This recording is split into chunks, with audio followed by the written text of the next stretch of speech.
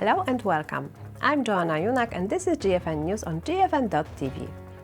In today's program, we continue our look at COP11. Alongside the official COP meeting, there was an unofficial Good COP 2.0 meeting in Geneva that week.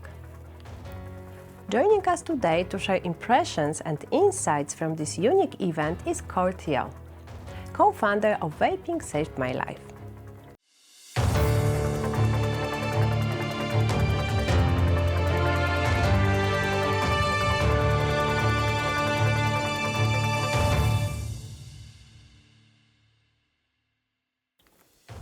Hello, Kurt. It's good to see you again.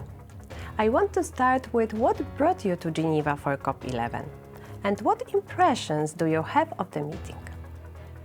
Well, I was part of the original Good COP 1.0, which was hosted in Panama and literally a side conference to COP10 at that stage, which was a very interesting event in its own.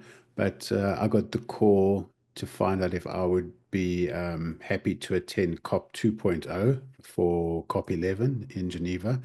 And given that our voices are never heard in the official COP meetings, it goes without saying that I had to attend because I think there's a lot of neglect. And as per Professor Tiki Pang have stated that a lot of the committee, or at least the parties of this conference, as well as the FCTC Secretariat, appear to be evidence blind when it comes to tobacco harm reduction.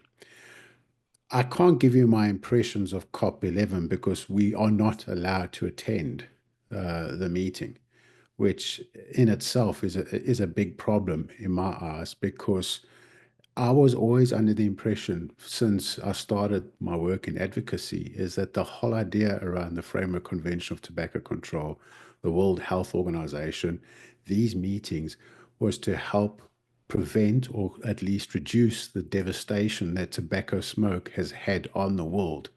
And, if we go through the preamble, I don't think I want to read all of it now, but if you look at the preamble of that particular international treaty, it overwhelmingly looks at the impact that tobacco smoke has had on society and puts in a number of measures in order to address it. One of the most interesting things that a lot of people won't know, and probably has never been communicated, is that nicotine has only been mentioned 3 times in the entire original treaty. So what I saw, what I'm seeing at COP and the general discussion is this mission creep. We're moving away from the damage of tobacco, and we're focusing on how we can literally ban or prohibit these products. And the mission creep is now moving on to nicotine, trying to force all nicotine products under the same umbrella, which is short-sightedness, almost as Clive Bates indicated, flat earth. Well, no, not Clive Bates, it was Derek Yak. It said as a flat earth look at this particular problem. So naturally, I think advocates like myself, independent researchers, and anybody that's concerned about the unintended consequences of a treaty that is appearing to be more ideologically driven, trying to be prohibitionist, will have some very, very serious unintended consequences. And we saw that in the 1920s with alcohol in the United States and the devastation that could have. We're now seeing that play out in other parts of the world. Number one out of all of them is Australia, with their prohibition on that, is firebombing of vape stores. The fact that almost all vape products in Australia are bought on the illicit market. We see the impact in India and New Zealand around black markets and how these products are now being controlled by the very individuals that we don't want to have control over. So that's, to me, one of the biggest issues why I thought I should be attending COP or Good COP 2.0. And what surprised you the most during COP11 and the counter-conference Good COP 2.0, the event organized by the Taxpayers Protection Alliance? Okay, in terms of COP11, again, we don't have everybody around the table, and the people that are most affected by the situation around tobacco are not invited. They're not there. What we are seeing is people that have been cherry picked by busybody NGOs that are all funded by one or two billionaires from the United States. So it is effectively the conference of the parties because you get an invitation to attend that party. It's not about the world. It's not about everybody coming together like we see in the other international treaty, COP30, with regards to climate change, where everybody comes around the table and starts looking at the real problem and addressing it with solutions that are workable. In this particular party, I'm going to have to call it a party, we're having a very few individuals that are all ideologically aligned, that have been cherry picked, including the press that attend there, to make sure that the narrative, and they maintain that narrative, that there is strict rules. So effectively what I'm seeing here, and it might sound very harsh, I'm seeing a cult. I'm not seeing experts coming around the table to address the very issue what the World Health Organization's Framework Convention of Tobacco Control has been tasked to do. There was a mission. And it's also quite concerning that they tend to just skip over one of the very, very first articles, Article 1D, which defines tobacco control. And inside that definition is harm reduction, but it gets skipped right over. In terms of good cop, it always surprises me that we have people coming from all parts of the world, from different backgrounds, different expertise, different views, all have a similar idea, a similar mission, is that we're looking at individuals, we're looking at the devastation that tobacco has had on the world. And we identify that innovation and consumer-driven innovation has driven the enormous amount of reduction in certain parts of the world. And those are places like New Zealand, those are places like the UK, we've seen it in Japan, we've seen these record low smoking rates purely because we have an innovation that people want, people drive to. You know, as a former smoker and as a person that's moved over to vaping, I can tell you that I've never met a long-term smoker that's never wanted to quit cigarettes. All of them want to quit cigarettes, but most of them struggle to do so because what we have available, the quit or die approach, or some of the nicotine replacement therapies, and some of the cessation methods, were just wholly unsuccessful. But now we have another product we can add to a toolkit that can increase those quit rates. And the countries like New Zealand, who unfortunately did get a dirty ashtray because they stood up to the machine and said that they are promoting these products and they've seen the benefits. And for that, they got a dirty ashtray award. It's rather childish, if you ask me. But the point is that we have in these countries actually sticking to the mission. They follow the evidence. They're providing products that smokers, people that smoke, are wanting because they want to quit. And it's just becoming a win-win situation in those countries. And then we have other countries who get the orchids, the prizes, the accolade, where they're banning things.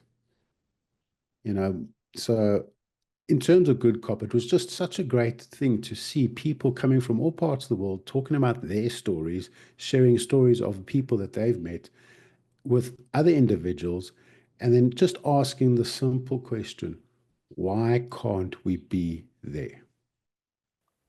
Right. As the co-founder of Vaping Saved My Life, a consumer advocacy movement in South Africa, are there any COP11 decisions that you think might affect South Africa and other African countries? If I look at all the decisions that have been made, and I can only really talk with some level of confidence from a South African perspective, is that even of all the decisions that have been made over the time, South Africa has implemented whatever they can. You know, I think a lot is forgotten in some of these meetings is that they believe that the entire world operates on the same level. And unfortunately, in countries, in lower middle income countries, we cannot operate on those levels. We have other issues, very pressing issues that will always be pressed forward or pushed forward because of limited resources, a whole host of social economic issues.